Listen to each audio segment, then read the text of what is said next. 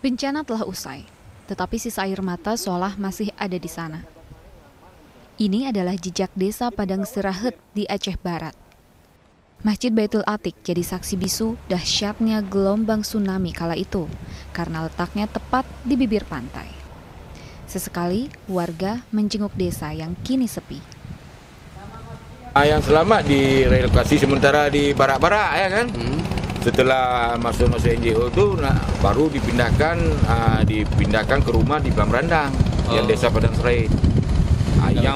Yang diberikan rumah, yang punya rumah, yang rumah sewa diberikan di Bunda Suci, di Army. Ada pencar, ada pencar. Memang kita dasarnya istilahnya ada 1.500 kakak. Kini desa Padang Serahet hanya tinggal nama. Rumah-rumah seolah ditelan bumi. Bagi warga yang selamat, terlalu berat untuk pulang. Dari 3.000 jiwa, hanya tinggal 800 orang saja dan semua sudah pindah ke desa lain. Meninggalkan desa asal, meninggalkan kenangan raibnya sanak saudara dan harta benda kala tsunami melanda kampung halaman 9 tahun lalu. Teguh Umar, Kompas TV, Aceh.